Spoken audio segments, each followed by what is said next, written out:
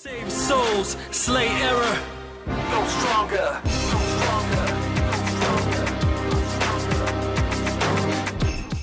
I think we need to make reparation for that sacrilege. That's my take. I'm sure people are doing it. I think most good believing Catholics have been doing reparations since this happened. Yep. Terry, and there's this some in the Vatican that first claimed that the statues again represented Our Lady of the Get Amazon. out of here. I hate when they said that. Yeah. And this interpretation, the Vatican press office was at pains to refute.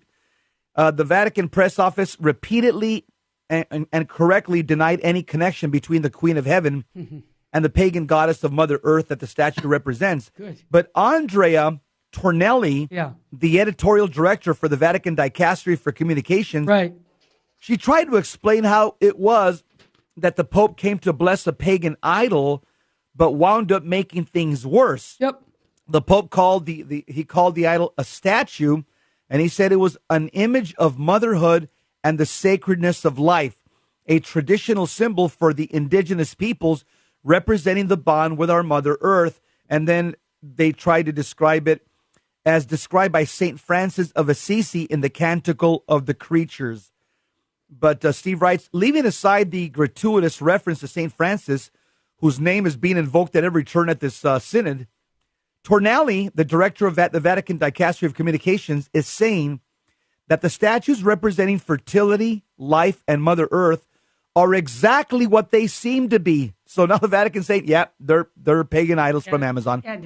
Pachamama, idols still worshipped by the primitive peoples of the Amazon, are part of the fertility cult. So Tornelli from the Vatican Dicastery of Communications has admitted that they are, in fact, Amazon idols that are still worshipped today as deities. Not now that even Pope Francis himself, who is from South America and has visited the Amazon, has identified the statue as a Pachamama. There can be no doubt about her identity. And Jesse, that was all brought about by the pressure, I believe, of lay people speaking up about this, and also leading cardinals and bishops like Bishop Athanasius Snyder and others.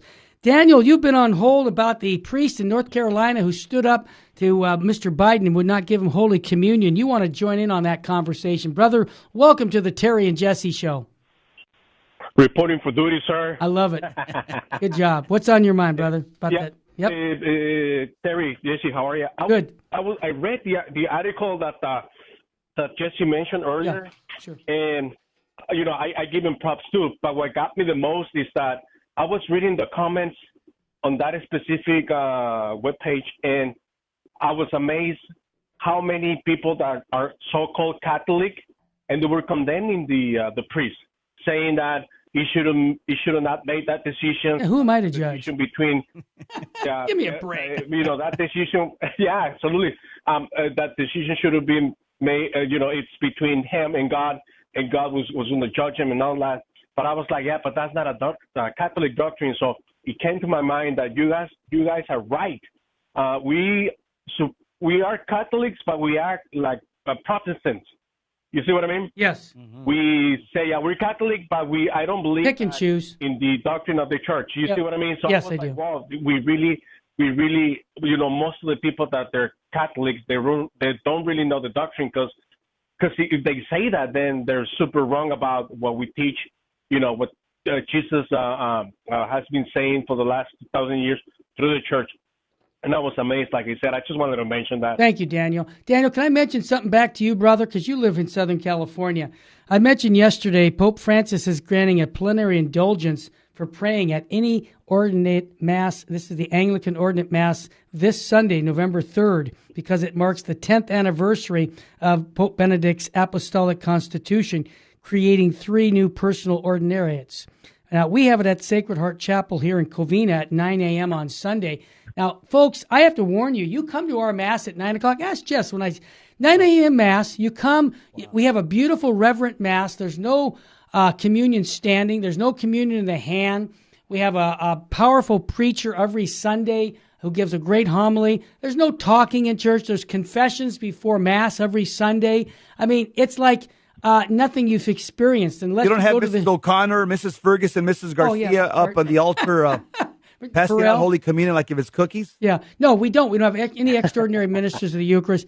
And you come, and you remember yesterday I mentioned the Catechism of the Catholic Church teaching on the usual conditions for a plenary indulgence. But I just want to invite you, Daniel, one time, bring your family to Covina this Sunday. I'd love to meet up with you because I've met you on the phone several times. But I'm going to tell you, this is a once-in-a-lifetime opportunity for anyone in Southern California, and especially if you're in Houston or other areas of the country, Orange County. Look it up on the Internet. Take advantage of the graces from that plenary indulgence.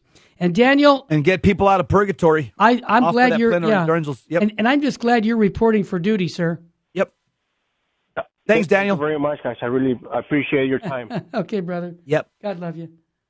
Terry, talking about the priest, all he was doing was following what Duty. the Code of Canon Law says. That's all he was doing. And he was following what St. Thomas, the angelic doctor, was saying. Of course. And I'll tell you what's sad to me is that Cardinal Dolan, and I wish he would have just kept quiet about this, but no. Cardinal Dolan had to say something. He says, well, I agree about what Father Robert Morey did, but I would not have done it myself. Mm-hmm. So Cardinal Dolan kind of paid a backhanded compliment. Well, I agree with him what he did, but I would not have done it myself. You know, and of course he's in all the mainstream media saying this, trying to undermine this young holy pastor.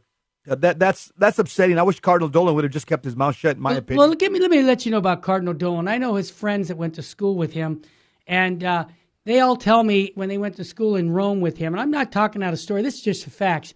If Cardinal Dolan can get a little airtime on the media, he'll come out. And it's been very consistent. I noticed that, Jesse. He'll always have a comment. If the media will put a microphone in his face, he will always speak up. And as I say, I pray for him also because he speaks from both sides of the mouth. Whatever, exactly. You know, and I don't appreciate that. I appreciate someone who's like a Bishop Athanasius Schneider who just says, here's the truth, and I'm not politically correct. I believe that we need more prelates like that, Jess. That's right.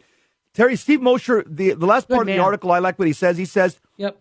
In fact, I believe that it is no exaggeration to say this. The Amazon Synod organizers have betrayed the very people they claim to be helping. I agree. All the face paint, all the parrot feathers in the world cannot disguise the fact that they themselves were engaged, the Amazonian Synod organizers, in a kind of ideological exploitation of the peoples who live there to promote their own agenda. In the name of protecting the rainforest, the organizers of the Synod, the German prelates, by the way, who funded it, would condemn the peoples who live there to perpetual poverty. Yep. Instead of bringing them Christ, Terry, they want to keep them in spiritual darkness through Pachamama and all this other cosmic garbage. Yeah, see, and that's what Virgin Most Powerful does. Brings you Jesus Christ and his bride, the church. We'll be right back with more.